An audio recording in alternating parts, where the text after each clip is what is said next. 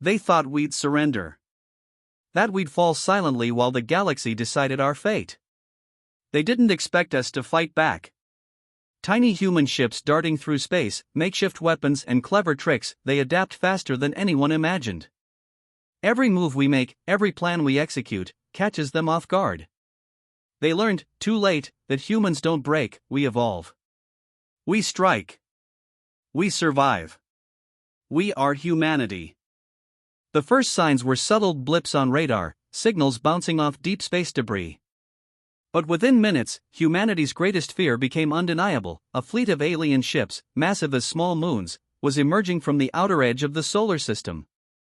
The sky above Earth, once a canvas of calm stars, now shimmered with the cold steel of an armada that had conquered 1,000 worlds.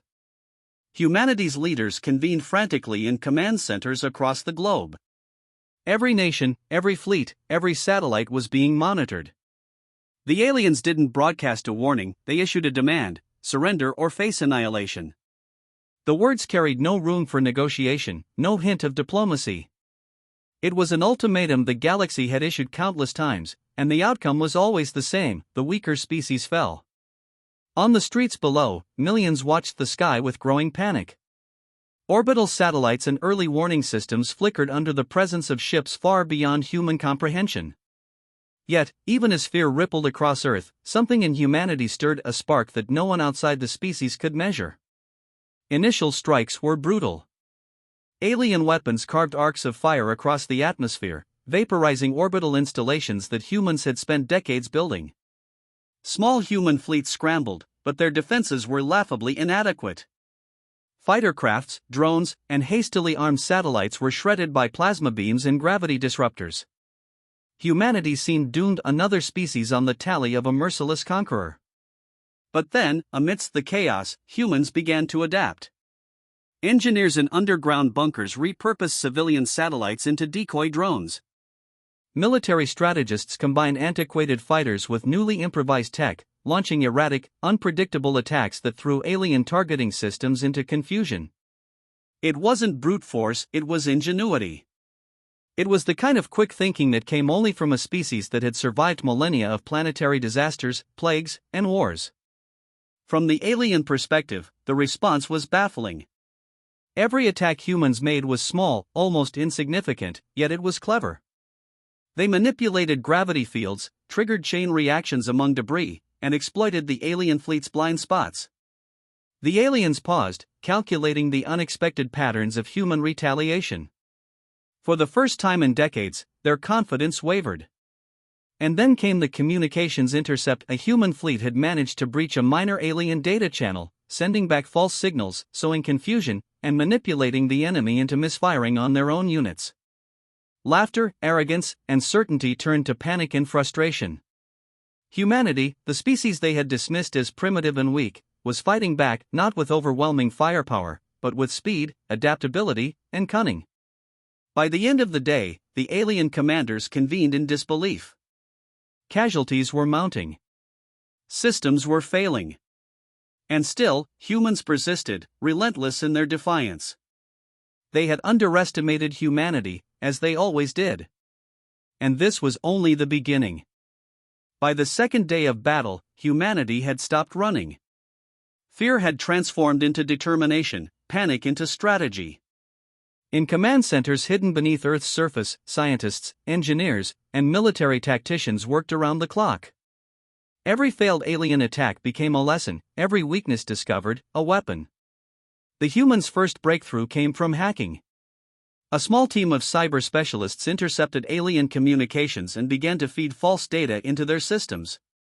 Ships were rerouted into empty space, targeting protocols jammed, commands from alien admirals conflicted with one another. For the first time, the unstoppable fleet hesitated. Confusion rippled through the alien ranks, and that hesitation became an opportunity. On orbital battlefields, humanity struck. Makeshift drone swarms, guided by AI algorithms scavenged from research satellites, darted through asteroid fields and orbital debris. They were tiny, fragile, and unpredictable, but that unpredictability was their greatest weapon. Alien plasma cannons struggled to track them, and every misfire shredded their own smaller craft. The humans had learned to use the environment as a weapon. Asteroids were nudged into collisions with enemy ships, satellites turned into explosives, gravity fields manipulated to disrupt formation.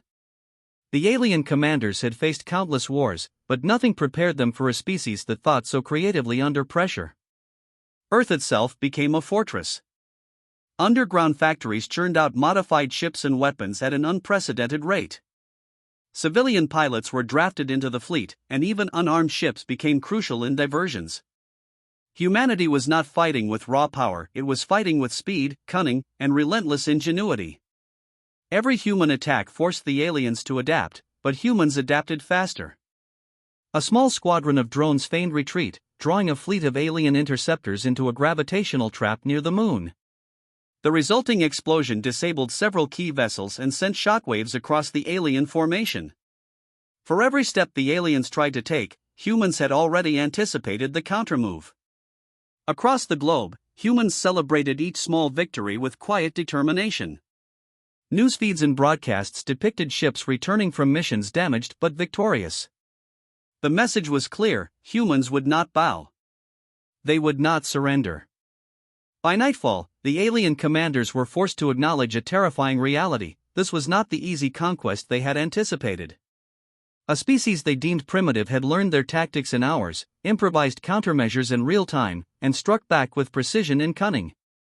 Every moment the battle continued, humans grew bolder. The galaxy had never seen anything like it. And the aliens, for all their experience and arrogance, were beginning to understand that underestimating humanity was a fatal mistake. By the third day, the battlefield had shifted. Humanity was no longer on the defensive. Every move, every strike, every tactic was designed to take the offensive. The alien fleet, once arrogant and confident, now struggled to maintain formation, its commanders rattled by the speed, adaptability, and relentless ingenuity of the human species. In orbit above Earth, a fleet of human ships, both military and improvised civilian craft, assembled for a coordinated strike. Using data gathered from previous encounters, human tacticians identified the flagship of the alien armada, the heart of their command. Taking it out would cripple their entire fleet. But the path was perilous: a web of plasma fields, defense drones, and gravitational mines awaited any who dared approach. Humans had learned to fight smarter, not just harder. Small, agile ships darted through hazards, triggering chain reactions that disrupted the alien defenses. Aerial drones created decoys, drawing alien fire away from the main assault. Hackers infiltrated the flagship's systems mid-battle, sabotaging communications and weaponry. It was a symphony of strategy, improvisation, and raw courage, the kind of boldness only humans could muster under the direst circumstances. Inside the alien flagship, chaos reigned. Orders conflicted, weapons misfired, and panic rippled through the crew. They had never faced an enemy that adapted so quickly, that anticipated every countermove, that turned their own technology against them. Humanity had transformed from prey into predator in the span of 72 hours. Then came the decisive strike. A small squadron of human fighters, guided by AI calculations and sheer instinct, penetrated the flagship's outer defenses. They delivered a precise, devastating blow to the central power core, triggering cascading failures throughout the ship. Explosions tore through corridors, and the massive vessel lurched, caught in the gravitational pull of its own wreckage. Watching from Earth, billions held their breath. And when the flagship went dark, drifting silently among the stars, the alien fleet faltered. Fear spread faster than fire, hesitation replaced confidence. Humanity, the species they had dismissed as weak, was now a force to be reckoned with. The surviving alien ships retreated, breaking formation in disarray. Across the galaxy, whispers began to spread tales of humans who fought back when all seemed lost, who turned defeat into victory through intelligence, courage, and sheer unpredictability. Humanity had earned a new reputation, one that would echo through star systems for decades: never underestimate humans.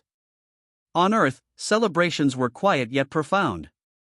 The people who had watched their planet teeter on the brink of destruction now stood victorious. They had faced an overwhelming enemy, survived, and emerged stronger.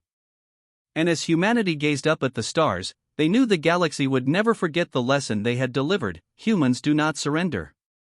Humans adapt. humans endure. And humans fight back faster than anyone could imagine.